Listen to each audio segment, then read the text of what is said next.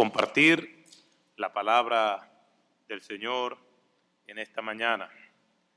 Lazos de afecto, de amistad, me unen con el pastor Pedro y pues nosotros lo miramos con profundo respeto y admiración a todos ustedes.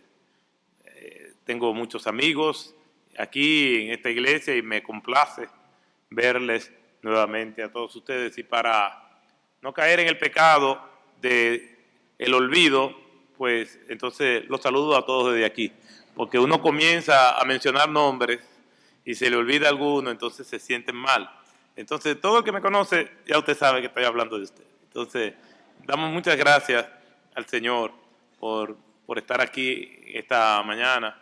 Y mientras Pedro hablaba de la comunión que tenemos, es algo anormal, porque no interprete todavía, déjeme terminar cuando digo que es algo anormal. Es que en otros países se admiran por la comunión que tenemos todas las iglesias aquí, en este país. Y es lo que a nosotros, los pastores, que hablamos, nos sentamos a comer juntos, hablamos constantemente de que un propósito más allá del que nosotros estamos viendo ahora, el Señor tiene con esta nación.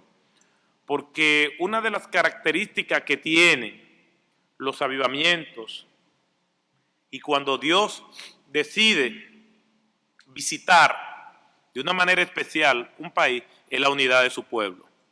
Y nos juntamos, conversamos, y otros hermanos de otros países que ven lo que está sucediendo aquí, dicen, ¿pero cómo ustedes lo han logrado?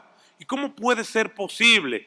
A veces hasta de una misma denominación no tienen la comunión que nosotros tenemos. Así que damos gracias, y eso es un buen síntoma de la iglesia de nuestro Señor Jesucristo. Incluso a veces nos hemos visto en lugares y nos hemos visto haciendo cosas que nosotros decíamos, nunca soñamos que nosotros podíamos, como para caminar por una calle del país dando testimonio de Jesucristo, o yendo al Congreso, hablar, pero eso está en la palabra de Dios, porque Pablo, cuando tuvo que ir al Areópago y allí proclamar el Evangelio, Pablo fue. Quiere decir que el Señor nos está guiando, y veo un paralelismo en muchas cosas que ocurren en la iglesia del primer siglo con nosotros. Quiera el Señor, pues, que nosotros estemos en alerta, orando, para que el Señor nos siga guiando, porque donde quiera que Dios está obrando, Satanás envía infiltrados para desvirtuar lo que Dios está haciendo. Y de verdad, hermanos, que debemos mantener la oración, porque esta batalla queremos que José Alberto pues pueda representarnos en el Congreso, pero sabemos que la batalla se gana de rodillas, porque esto es una lucha espiritual. El problema es que en ocasiones nos hemos concentrado en orar y no actuamos. Entonces tenemos que pedirle sabiduría al Señor para que, sin descuidar la oración, nosotros podamos tener discernimiento para saber cuándo actuar y cuándo no actuar. Y yo pienso que ahora es una buena ocasión de que nosotros actuemos teniendo una representación confiable allí. Así que en esta mañana yo quiero compartir con ustedes una porción de la palabra de Dios que pretende contestar la pregunta de qué es el Evangelio. ¿Qué es el Evangelio? Si nosotros queremos dar una definición de lo que es el Evangelio, podemos dar una definición que nosotros mismos elaboramos. Pero cuando vamos a las Escrituras, nosotros no vamos a encontrar una definición sintáctica a modo de oración de lo que es el Evangelio. Nosotros podemos encontrar de otros conceptos sí una definición. Por ejemplo, en Hebreos capítulo 11, versículo 1, nos dice, es pues la fe, la certeza de lo que se espera, la convicción de lo que no se ve. Eso es una definición. Pero hay temas en las Escrituras que no vamos a encontrar una definición, pero sí vamos a encontrar una descripción. Y esto sucede con el Evangelio. Por eso les invito a que vayamos a las Escrituras, a Hechos capítulo 8, y vamos a estar leyendo los versículos del 26, un texto muy conocido, en adelante.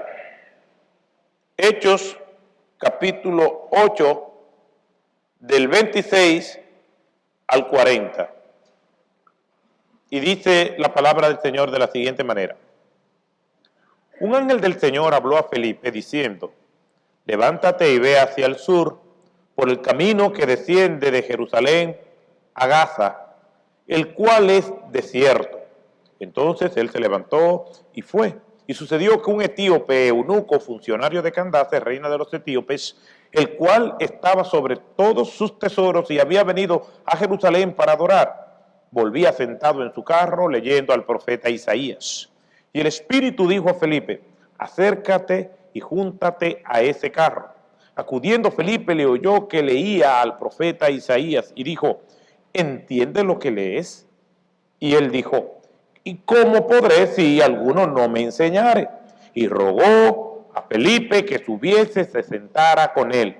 El pasaje de la Escritura que leía era este, como oveja a la muerte fue llevado, y como cordero mudo delante del que lo trasquila, así no abrió su boca.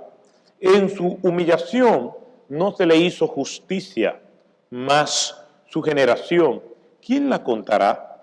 Porque fue quitada de la tierra su vida. Respondiendo el eunuco, dijo a Felipe, te ruego que me digas, ¿de quién dice el profeta esto? ¿De sí mismo o de algún otro?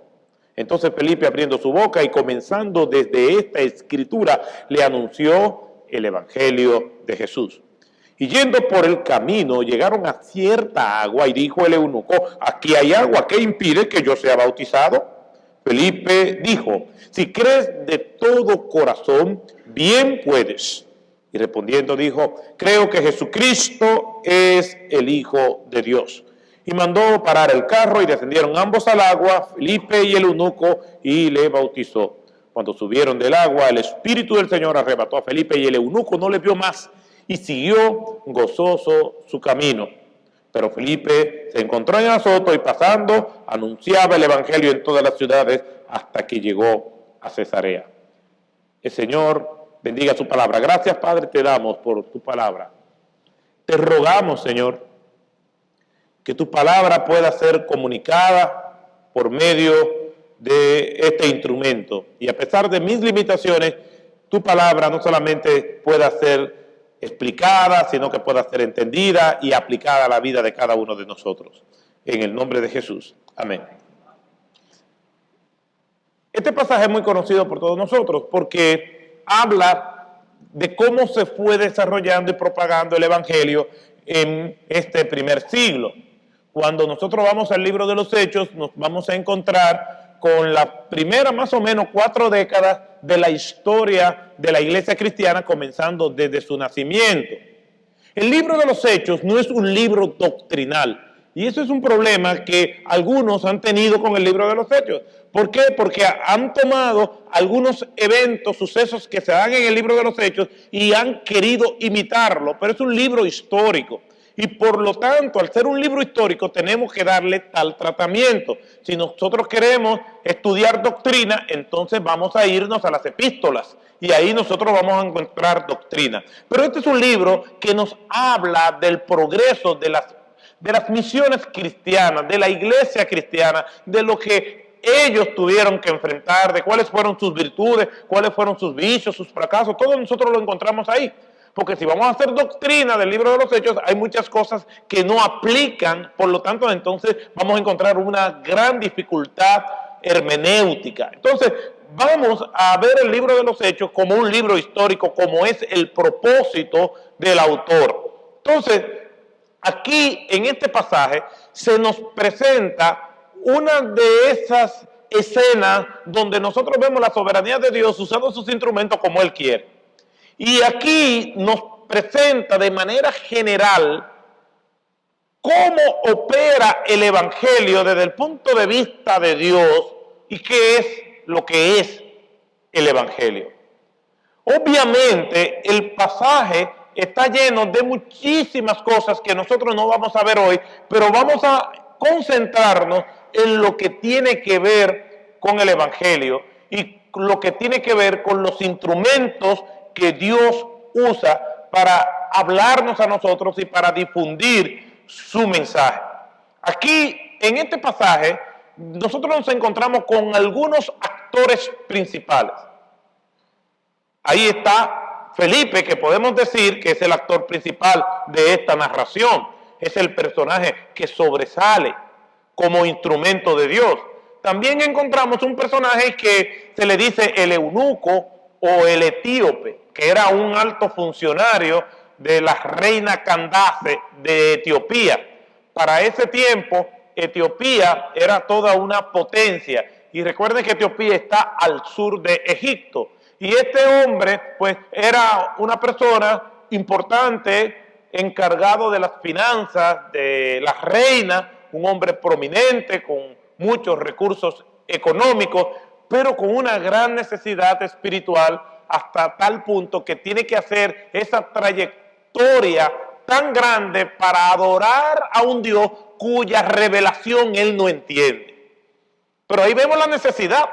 ¿Por qué? Porque su necesidad es tal que él, aunque demuestra fe, su fe todavía no lo complace, puesto que él no puede entender al Dios que él dice adorar.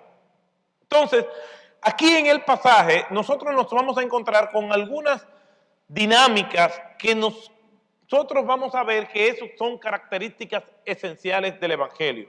Cuando nosotros leemos en los primeros textos, nosotros nos vamos a dar cuenta que el Evangelio realmente es un invento de Dios. No es un invento de nosotros. No fue un invento de los discípulos. No fue que los discípulos se reunieron y tuvieron concilios, como tantos concilios y reuniones tuvieron. Cuando nosotros vemos Hechos capítulo 6, versículo del 1 en adelante, ellos se reúnen para tratar una situación particular que se estaba dando en la iglesia. Vemos Hechos capítulo 15 que se reúnen de nuevo para tratar otros asuntos doctrinales de la iglesia. Pero ninguna de esas reuniones fue para ellos darse cuenta qué iban a hacer con el mensaje de Jesucristo. Cuando nosotros vamos al primer mandato de nuestro Señor Jesucristo, que se encuentra en Marcos capítulo 1, versículo 17, donde dice: venid en pos de mí y os haré que seáis pescadores de hombres. Ese es el primer mandato de Jesucristo, que tiene que ver con la proclamación del Evangelio. Cuando nos vamos al último mandato de Jesucristo, se encuentra en el libro de los Hechos, capítulo 1, versículo 8, donde dice: pero recibiréis poder cuando haya venido sobre vosotros el Espíritu Santo, y me seréis testigo en Jerusalén, en toda Judea, en Samaria, donde está Felipe ahora, y hasta lo último de la tierra. Lo primero que nosotros encontramos aquí en este pasaje es que el Evangelio es creación de Dios, es un invento de Dios, sale del mismo corazón de Dios desde antes de la creación del mundo. Desde antes que los tiempos fueran tiempos, en el Génesis, ahí junto con la caída, nosotros vemos el nacimiento del Evangelio, cuando el Señor le dice a Eva que aunque la serpiente la está hiriendo, la simiente de ella, apuntando a nuestro Señor Jesucristo, la iba a herir mortalmente, dándole la estocada espiritual para acabar con Satanás y todas sus huestes. El Evangelio nace en el corazón de Dios. Y aquí nosotros lo vemos en este versículo, cuando nosotros leemos en el versículo 26. Un ángel del Señor habló a Felipe diciendo: levántate y ve hacia el sur, al camino que desciende de Jerusalén a Gaza. ¿Es Dios que está dirigiendo a Felipe? Felipe, si nosotros leemos los versículos anteriores, desde el versículo 25 hacia atrás, nosotros nos vamos a dar cuenta que Felipe estaba en la ciudad de Samaria con un ministerio muy exitoso, y dice la Escritura en Hechos capítulo 8, desde el 4 al 25, nos narra el exitoso ministerio que Felipe desarrolló en Samaria. Pero dice la Escritura que fue el Señor que llevó a Felipe a Samaria a predicarle a multitudes, a predicarle a toda la ciudad. Y la ciudad, dice la Escritura, que estaba admirada con los trucos y todas las mañas que tenía un tal Simón el mago, que dice la Escritura que con sus artes mágicas había engañado desde el más pequeño hasta el más grande, y todos decían, este es el gran poder de Dios. Pero también nos dice la Escritura que cuando creyeron al evangelio de Felipe, quiere decir que Felipe tuvo un exitoso tiempo en Samaria predicándole a las multitudes. Ahora ese Dios que lo llevó a predicar a multitudes, ahora lo lleva al desierto a predicarle a una sola persona. ¿Por qué esto es así? Porque el evangelio es del Señor. El evangelio no es de Felipe. Nosotros lo que hacemos es que administramos el evangelio. Nosotros somos administradores de la multigracia de Dios, de los misterios del Señor. Por lo tanto, tenemos que tener la sensibilidad para hacer lo que Él nos manda hacer. Y aquí nos dice la Escritura que este ángel del Señor, después dice el Espíritu del Señor, después le dice el Espíritu de Dios, es refiriéndose de que Dios es que administra su evangelio. Con todo el celo misionero que Pablo tenía, la Escritura nos dice que Pablo va hacia la ciudad de Bitinia a predicar el evangelio y el Espíritu se lo impidió. Después dijo, vamos a Asia, y también se lo impidió allí. ¿Por qué? Porque el evangelio es del Señor. Ni siquiera nuestra pasión, nuestro celo por hacer la obra del Señor está por encima de su soberanía para Él dirigirnos donde Él quiere. Y aquí el Señor le dice a Felipe, tú estás en Samaria predicándole a multitudes, tú eres un evangelista internacional, todo el mundo te conoce, ahora vete al desierto a predicarle a una sola persona. Porque el evangelio es del Señor. Él es el dueño. Nosotros somos sus siervos, sus esclavos. No nos gusta la palabra esclavo, pero eso es lo que quiere decir la palabra cuando dice siervo, esclavos de Cristo. Y un esclavo no se gobierna. Un esclavo ni siquiera él es dueño de su propia vida, sino su amo. Y nosotros somos siervos, esclavos del Señor. Y el evangelio no es nuestro porque el esclavo no tiene como propiedad nada. El evangelio es del Señor. Mire que el hombre ha inventado muchas cosas. Mire que hay muchos inventos en la humanidad y nosotros tenemos una vida mucho más cómoda por muchos inventos. Dios en su gracia común pone a la gente a hacer cosas para beneficio de nosotros. Para mí, uno de los inventos más maravillosos de la humanidad es la anestesia. La anestesia. Pero ustedes no recuerdan, bueno, yo no sé si ustedes recuerdan, yo espero que nadie se recuerda, pero antes la anestesia era con un palo que le daban a una gente, le daban con un garrote, lo dormían y entonces procedían a intervenirlo. Pero ahora no, ahora a ustedes le van a hacer, no importa lo catastrófica que sea la condición de la persona, le ponen una anestesia y después se levanta. ¿Usted sabe lo que es hacerle una cirugía de operación abierto a una persona y después, tranquila, bien? La anestesia es un invento maravilloso. Y así hay muchos inventos. Una medicina para la migraña, eso es otro invento bueno. Que tiene una migraña, un dolor de cabeza, se lo toma y ahora, hace tiempo hay hasta que le producen sueño. Usted se la toma, se le quita la cabeza y se echa a dormir. Es un invento maravilloso. Y así podemos hablar de muchos inventos. La lavadora. Parece que ese invento es más productivo que la anestesia porque oigo como que. Pero la lavadora es un gran invento. ¿Por qué? Porque antes se lavaba a puño. El puño servía para muchas cosas, para escribir de mi puño y letras, pero también para lavar. Y hay muchos inventos que nos facilitan la vida. Y hay muchos más. Si pudiéramos hacer una dinámica y preguntarle a todos ustedes qué invento. Y yo recuerdo que después que yo estaba usando esa misma ilustración, pero para otra cosa, después que terminé, una hermana me dice, ¿usted sabe cuál es un invento maravilloso? El desrizado. Y yo, bueno, también. Hay muchos inventos maravillosos. Y cada quien lo va a disfrutar dependiendo de los problemas que le resuelvan, como este último ejemplo.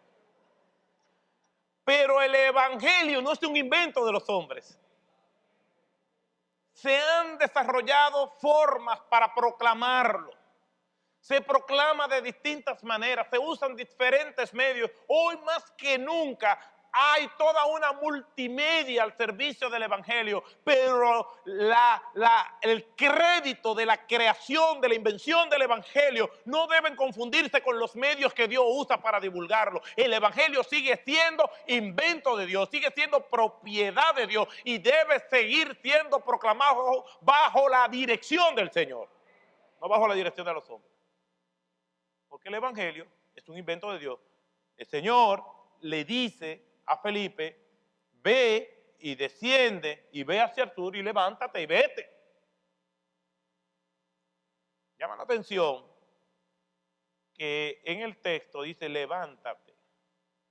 Parece ya que Felipe, y eso sucede, los que somos pastores, tenemos una larga jornada y siempre, en el caso mío, digo, bueno, hoy es un día de fiesta, yo espero que no se enferme nadie, que no se muera nadie, y a veces estoy, que suena el teléfono y me pongo nervioso porque Felipe había terminado, según él, una exitosa jornada en Samaria. Y se recuesta y el Señor le dice, levántate. Porque el evangelio, el Señor es el dueño. Y Él es que decide cuán prolongado o cuán corto debe ser las pausas que nosotros usamos. Y el Señor le dice al evangelista Felipe, levanta. Lo segundo que nosotros vemos aquí en este pasaje es que el evangelio no solamente es una invención de Dios, sino que el evangelio es una misión que hay que cumplir. Hermanos, en un congreso de pastores y evangelistas se hizo una encuesta entre todos los pastores y evangelistas que ahí estaban, y el resultado fue siniestro. El resultado trajo a la luz que el 95% de las personas que dicen ser miembros de una iglesia nunca le han predicado el evangelio a otra persona. Eso es siniestro. En los Estados Unidos, por ejemplo, nosotros vemos transmisiones o de cualquier otro país de América Latina y vemos iglesias enormes con grandes templos y decimos, wow, da la impresión como que el evangelio está creciendo mucho.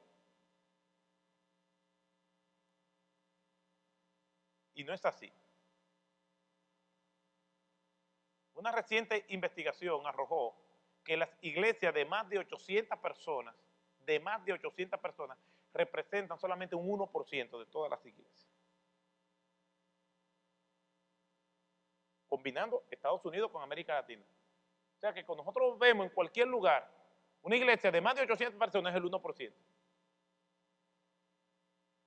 Lo que estamos viendo es un reciclaje de iglesia. La gente se está cambiando de iglesia, pero las iglesias, en su mayoría, vemos cómo dos estudios diferentes coinciden.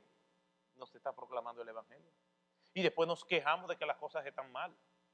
Y después nos quejamos de que la gente no busca a Dios. Pero es que para que la gente busque a Dios, nosotros tenemos que proclamar el evangelio. Y dice la Escritura, y agradó a Dios salvar a los hombres mediante la locura de la predicación. Tenemos que proclamar el evangelio.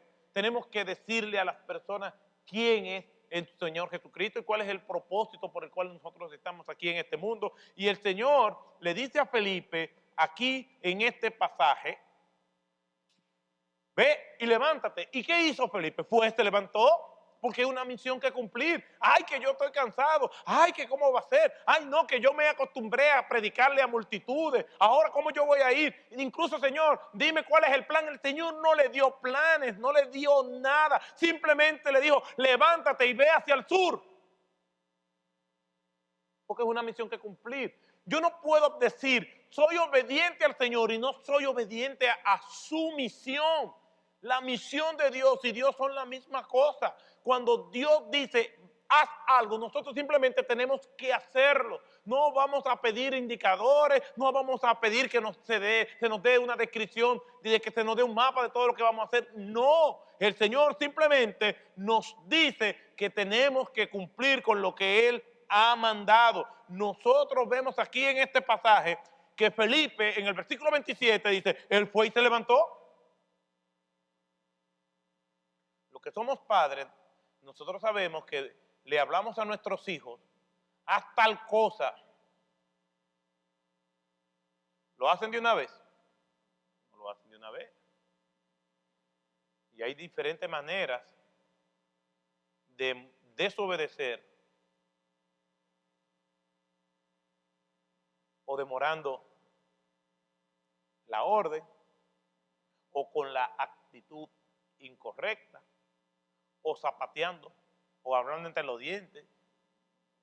Todas son maneras de desobediencia, porque la obediencia tiene varias características. Hay que hacerla con prontitud, hay que hacerla con la actitud correcta, hay que hacerla con excelencia.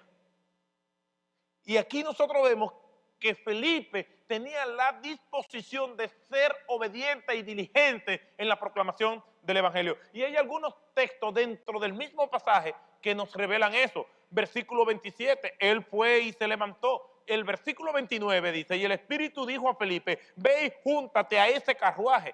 Y la versión Biblia de las Américas traduce ese versículo 30, dice, cuando Felipe se acercó corriendo. Habla de la diligencia que Felipe tenía para realizar la misión. ¿Por qué? Porque el Evangelio es una misión que hay que cumplir. Una de las características que tiene la proclamación del Evangelio es que es urgente. El apóstol Pablo dice, ay de mí si yo no proclamase el Evangelio. Es que no hay otro medio. No hay otro mensaje, y como dice la Escritura, no hay otro evangelio, le dice el apóstol Pablo en Gálatas capítulo 1 a los Gálatas. No hay otra manera de hacerlo, no hay otro mensaje. Es urgente, tenemos que compartir el evangelio, queramos o no queramos, porque el compartir el evangelio es un acto de obediencia. No depende de cómo yo me sienta, no depende de mi estado de ánimo, no depende ni siquiera de las condiciones o del peligro que yo corra. Simplemente hay que obedecer cuando Dios da las oportunidades. Aunque ustedes no lo crean, lo que les voy a decir, y me estoy poniendo adelante, yo soy tímido. Y mi esposa que me conoce lo sabe bien. Tanto es así que estamos casados porque ella fue la que tomó la iniciativa y todas esas cosas. Soy tímido. Entonces, cuando tengo que enfrentarme a alguien que no conozco para hablarle del Evangelio, Dios sabe el precio que yo pago, pero lo hago. Una vez estaba en un aeropuerto y había un señor como de unos 70 años que estaba vestido de una manera que me sorprendió, porque estaba vestido como con unos pantalones tipo bermudas, una gorra hacia atrás, parecía un reggaetonero. Tenía hasta la cadena gorda esa que se ponen los reggaetoneros, que se llama bling bling, y le doy la descripción porque yo sé que ustedes no manejan esos términos. Entonces, y aquel señor estaba y se ponía así, porque siempre están como, nunca están derechitos, siempre están como torcidos así. Y en las personas que estábamos ahí en el gate del aeropuerto, como que no veíamos bien eso, porque como que desentonaba para la edad de él.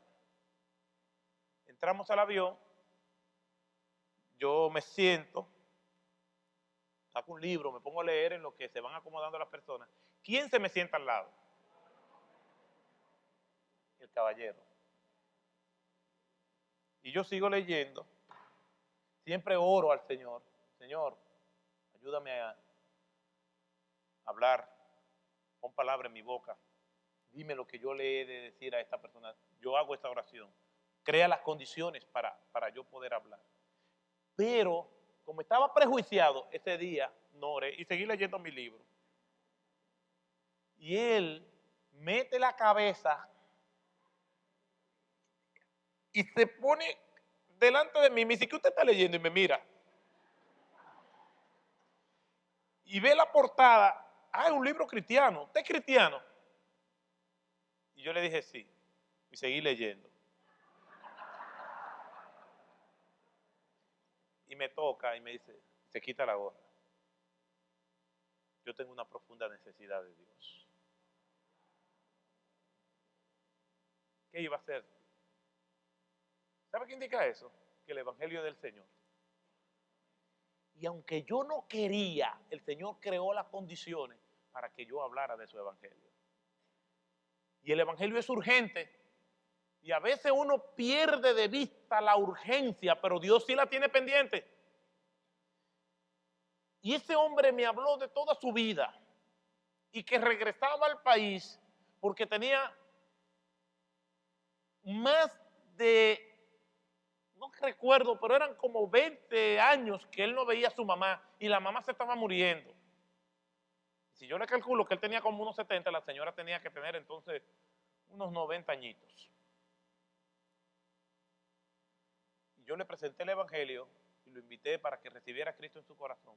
Él me dijo, no, yo le voy a pedir perdón a su mamá, a mi mamá. Llorando, una cosa dramática. Y yo le dije, pero hágala ahora. No, mire, yo le prometo a Dios que si Él me da la oportunidad, no sé qué pasó con Él, pero yo cumplí. Es que es urgente. Usted no sabe, ni yo sé quién está a mi lado. Donde la última oportunidad que Dios le va a dar, nosotros somos los instrumentos para esa persona.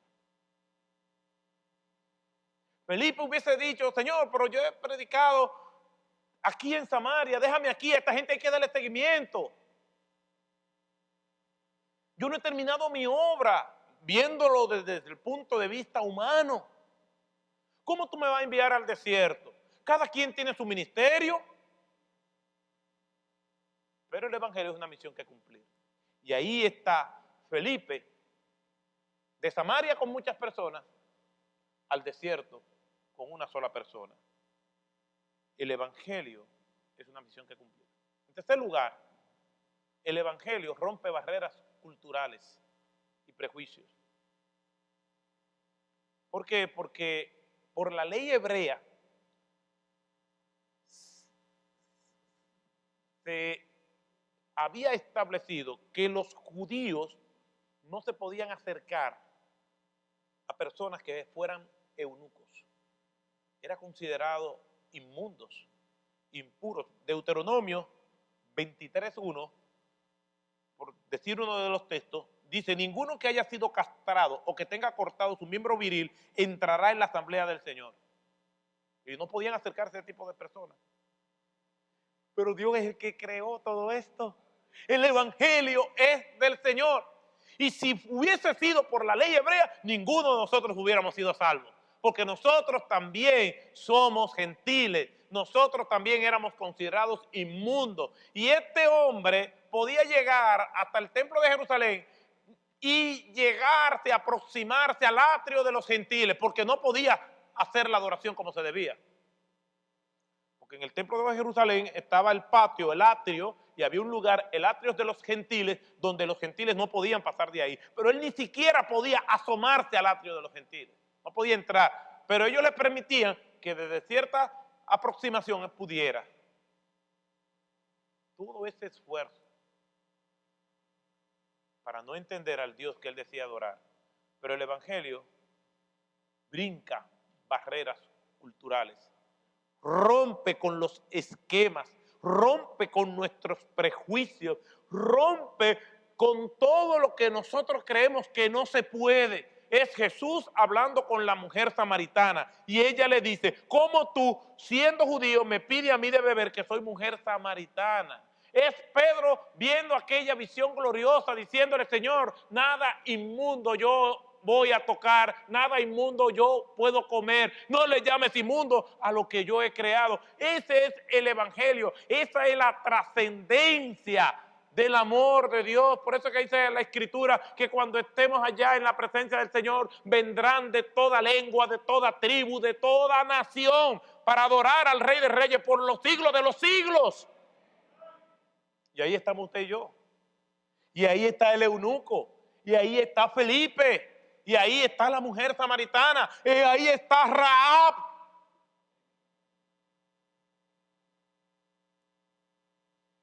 A veces nosotros los creyentes, y es un asunto semántico, decimos, no, porque no estamos bajo la ley, sino bajo la gracia. Miren, hermanos, siempre ha habido gracia. Siempre ha habido gracia. Gracia, aún en el Edén, cuando pecaron Adán y Eva, hay gracia. Y Dios lo saca del huerto por gracia y misericordia. Siempre ha habido gracia con Caín, que mató a Abel. Con Noé, que el Señor sabía que se iba a dar una borrachera celebrando el que ellos sobrevivieron el diluvio. Y aún así el Señor lo escogió. Gracias en todo momento. No es por nuestros méritos, hermanos. Cuando una persona me dice, no, porque la salvación, si nosotros no la preservamos, la podemos perder. Yo le pregunto, ¿tú crees que tú tienes la santidad que Dios exige para preservar esta salvación? No. ¿Y lo que te falta? Entonces, ¿cómo se completa? Por la gracia del Señor. Y aquí nosotros vemos gracia en Felipe para ayudarlo a desmontar todo ese sistema de prejuicios, y gracias sobre el etíope también.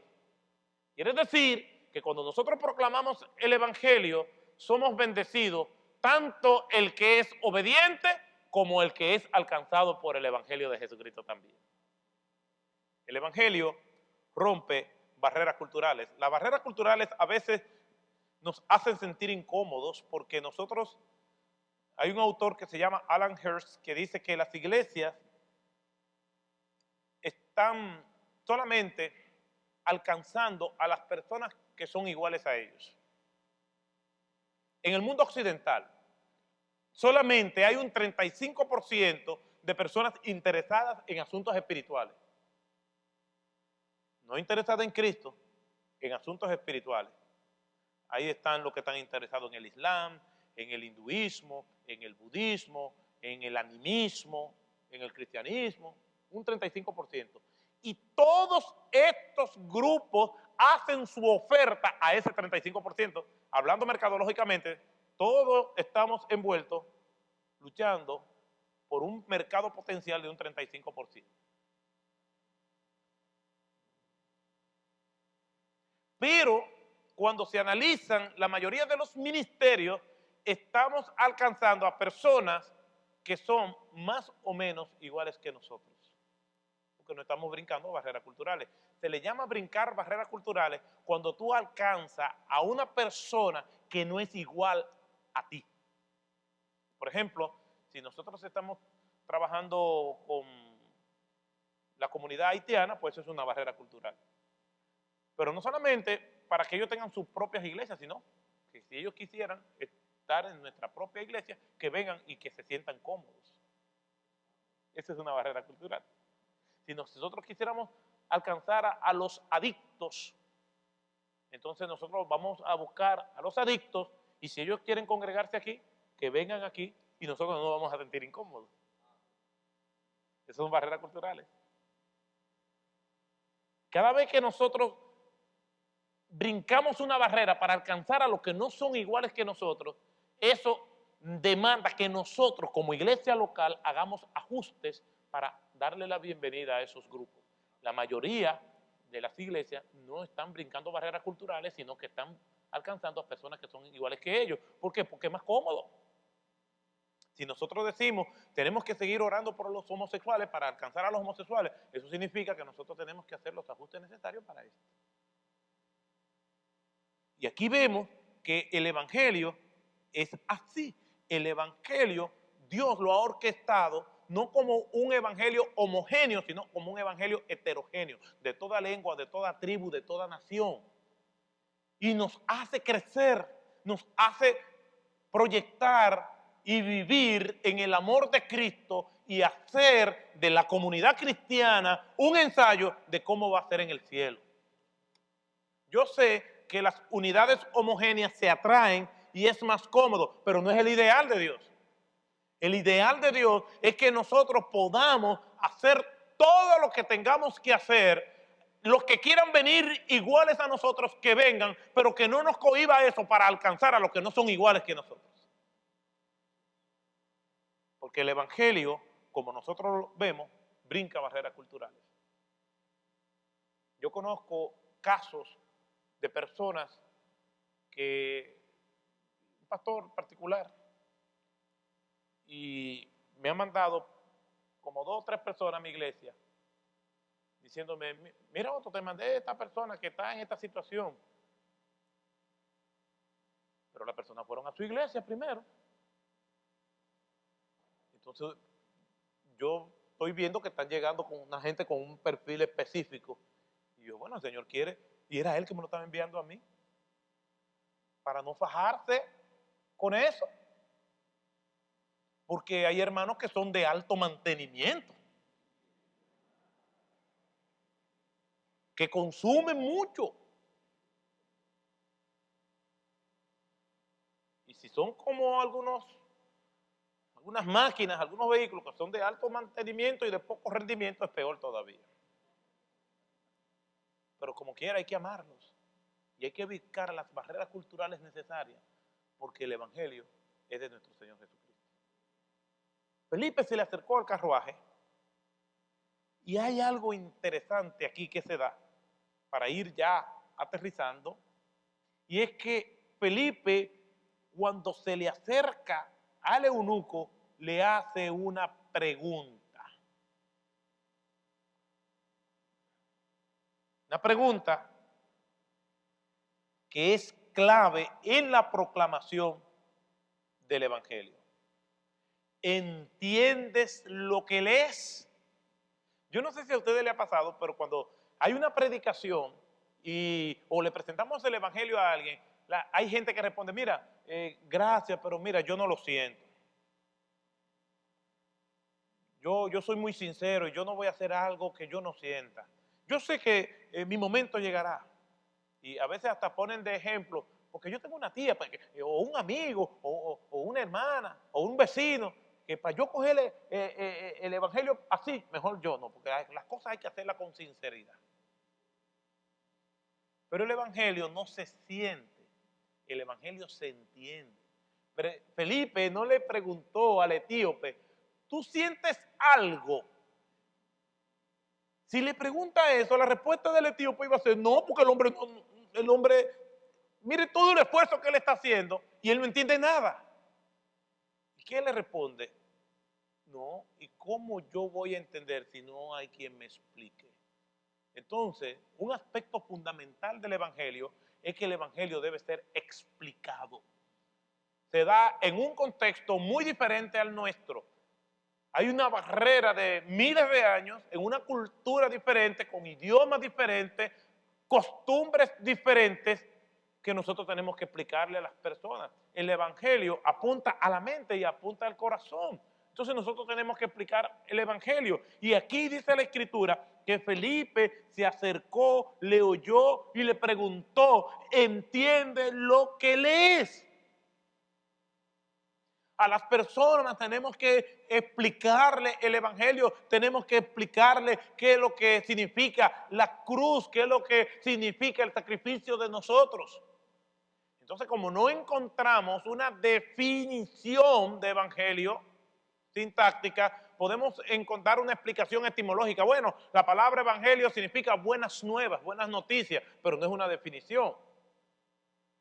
Y eso con mayor propiedad debe llevarnos a nosotros a enseñar y a explicar lo que es el Evangelio. Nosotros encontramos algunos textos bíblicos extraordinarios que son ejemplos de lo que es la proclamación del Evangelio pero no nos da una definición de lo que es el Evangelio. Por ejemplo, Juan no menciona la palabra Evangelio en ninguno de sus escritos, a excepción del libro de Apocalipsis.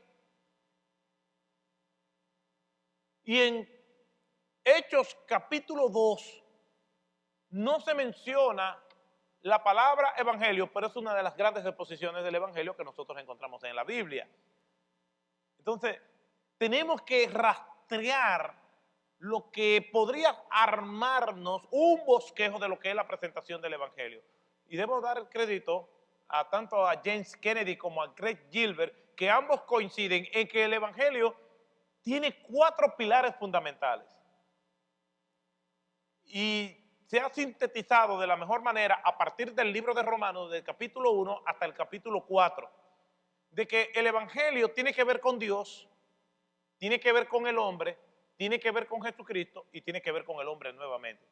En primer lugar, de que Dios es amor, como nos dice Primera de Juan, capítulo 4, versículo 8, que Dios es amor, pero también Dios es justo, y nos dice Nahum, capítulo 1, versículo 3, que Dios no dará por inocente al culpable. Quiere decir que Dios es amor, pero tiene que obrar en justicia. En segundo lugar, el hombre es pecador, no puede salvarse a sí mismo, ni tampoco tiene los méritos para salvarse. Y ese Dios de amor va a tener que condenarlo. ¿Por qué? Porque el hombre es pecador y está irremediablemente perdido. Entonces, esa contradicción, ese tranque, se resuelve en la persona de Jesucristo, que vino a morir por nuestros pecados. ¿Y qué es lo que tiene que hacer el hombre? Creer que cuando Cristo estaba en la cruz, lo estaba representando a él y por lo tanto debe pedirle perdón al Señor por sus pecados. Y si aquí hay alguien que todavía no le ha entregado su vida al Señor, pues mire, déjeme decirle, Dios le ama. Y el hecho de que usted esté aquí en esta mañana es indicador de que Dios le ama.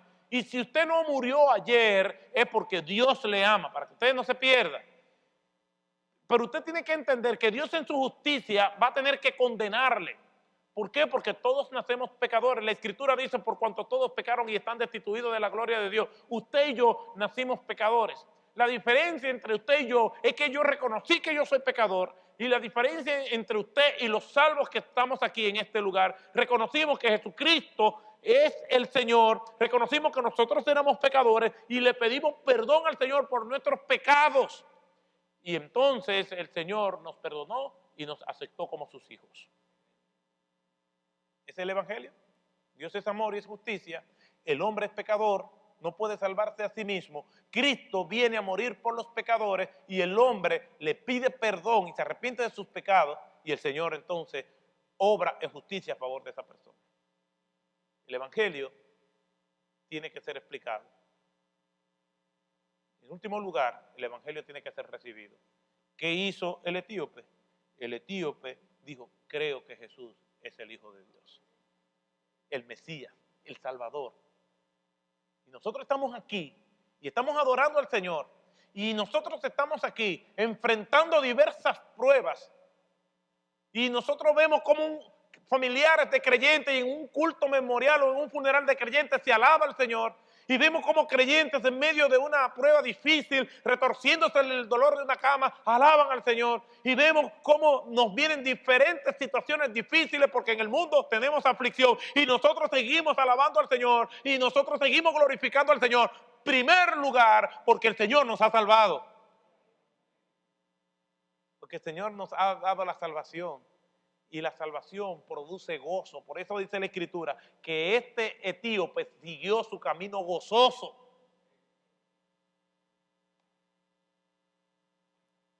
Y ese es uno de los elementos fundamentales del Evangelio. El gozo que produce recibirlo. El Evangelio es un invento de Dios. El Evangelio es una misión que cumplir. El Evangelio brinca barreras culturales o rompe barreras culturales. El Evangelio debe ser explicado y el Evangelio debe ser recibido. Yo termino con esta historia de un amigo que conocí, ya está con el Señor, nacido y criado en Nueva York, y creció en el mundo de las drogas y ese bajo mundo, ¿no? Delinquiendo. Alguien le predicó a Jesucristo y él recibió a Cristo y se convirtió. Él tenía un amigo que creció con él, pero después del paso del tiempo se separaron. Este amigo mío, pues, su vida cambió radicalmente, se organizó, se casó, pero su amigo siguió en un mundo de droga y se convirtió en un homeless, en un deambulante. Y un día, mi amigo va saliendo de un tren y se encuentra con esa persona pidiendo y se reconocieron. Uno cristiano y el otro perdido. Y le decían Papo. Dijo, Papo, ¿cómo está? Y comenzó a predicarle el evangelio. Pero Papo tenía una particularidad, y es que él nunca reía ni nunca lloraba. Eso era algo que lo caracterizaba, y los que lo conocían sabían que él no lloraba ni se reía. Y él lo decía, no hay motivos ni para llorar ni para sonreír en la vida. Y mi amigo lo vio y entonces ya sabía dónde localizarlo y siempre lo invitaba a la iglesia y él decía que no, lo ayudaba, le daba comida, pero nunca iba a la iglesia. Un día, Papo lo esperó más o menos bien vestido, pero un deambulante. Voy contigo para la iglesia. Y fueron a la iglesia. Era una noche de invierno. Y cuando el predicador comenzó a predicar en la iglesia donde iba mi amigo, Papo comenzó a llorar. Y llorar. Durante toda la predicación, llorando. Terminó la predicación y él siguió llorando. Se terminó el servicio y él siguió llorando. Pero ya mi amigo estaba sorprendido porque nunca lo había visto llorar. Entonces él entendía que Dios estaba quebrantando esa vida. Se saludan los hermanos y él sigue llorando. Y continuó llorando como por 2 horas. Y se quedaron el pastor, mi amigo y Papo. En un océano de lágrimas y sudor. Cuando por fin él se calma, él le dice, yo estoy llorando porque aunque tú eres mi amigo, tú no sabes todo lo que a mí me pasó. Y habló de todos los abusos que cometieron contra él desde su niñez. Su madre, adicta, los entregaba a sus clientes. Lo violaron desde que era un niño. Y él tenía mucho odio en su corazón. Y él decía que Dios no existía, porque ¿cómo puede ser que Dios hubiera permitido que le pasara tantas cosas a él? Pero esa noche él entendió que él había actuado muy mal y lloraba por haber ofendido a Dios tanto tiempo. Y duraron como 3 horas ahí hablando con él. Ya eran como las 12 de la noche. Entonces se despidieron. Y Papo dice, déjeme tranquilo, yo me voy a ir caminando, tengo muchas cosas. Pero ven, duerme en mi casa. Me dice, dormir en tu casa. A mí no me hace nada dormir en la calle. Yo he dormido toda mi vida en la calle. Porque a la edad de 12 años yo me fui de mi casa a dormir en la calle. Yo sé cómo se duerme en la calle, yo duermo muy bien. Yo no le tengo miedo a la calle. Pero esta noche él oró, pidió perdón por sus pecados y se arrepintió. Pero él quería todavía, imagínense el torbellino que él debía de tener en esta cabeza. Y se fue. Antes de irse, mi amigo le da su número de teléfono, mira, cualquier cosa tú me llamas. Y no había amanecido bien cuando lo están llamando a ese número. y lo llamaron del hospital. Él, distraído, fue impactado por un autobús que le pasó por encima. Y no encontraban documentos de ambulante, pero encontraron ese número y llamaron. Él fue a verlo al hospital. Cuando él va al hospital, 2 enfermeras lo reciben y le dicen, ¿usted lo conoce? Sí. Él se va a morir. ¿No tiene familia? No, él no tiene familia. Yo soy un amigo de él y le explica, bueno, él está consciente, pero nosotros le hemos suministrado medicamentos para el dolor, pero no sabemos cómo él no se ha desmayado, porque el dolor que él debe estar teniendo ahora es sencillamente insoportable. Y cuando él entra, Papo se está riendo.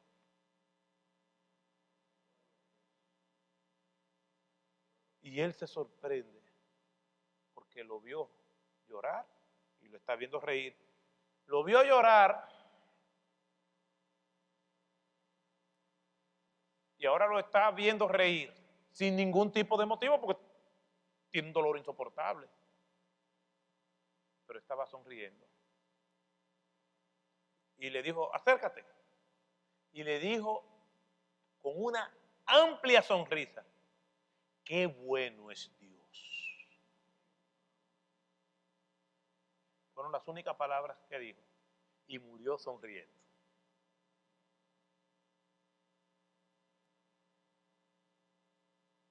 El Evangelio produce gozo, aunque no haya motivos humanos para estar gozoso. Porque el gozo que produce el Evangelio no depende de lo que les rodea, sino de lo que uno ya tiene. Por eso es urgente. Por la insistencia de una persona siempre diciéndole vamos a la iglesia y usted use todos los medios que usted tenga, invítelo a comer, ore por él, invítelo a la iglesia, de la manera que usted quiera, pero comparta el Evangelio. Esta persona que había tenido toda una vida desgraciada, aún con un dolor insoportable, Dios le permitió morir gozoso. ¿Qué es el Evangelio? El Evangelio es un invento de Dios. ¿Qué es el Evangelio? El Evangelio es una misión que cumplir. ¿Qué es el Evangelio? El Evangelio brinca barreras culturales. ¿Qué es el Evangelio? Algo que debe ser explicado. ¿Y qué es el Evangelio? Algo que produce gozo. Que el Señor nos bendiga. Vamos a orar. Padre Santo, gracias te damos por tu palabra. Gracias porque podemos explicarla. Ahora, Señor, queda el reto de aplicarla a nuestras vidas. Que podamos ver el Evangelio no como una opción, sino como la misión tuya, Señor. Que tu palabra haya permeado nuestras mentes y corazones. Así que te pedimos, Señor, que podamos seguir meditando en ella. Si aquí hay alguien que no te conoce, Señor, te pedimos que haya podido comprender tu Evangelio y venir a ti, Señor, pidiendo perdón por sus pecados y arrepentiéndose de ellos. Te alabamos y te bendecimos en el nombre de Jesús.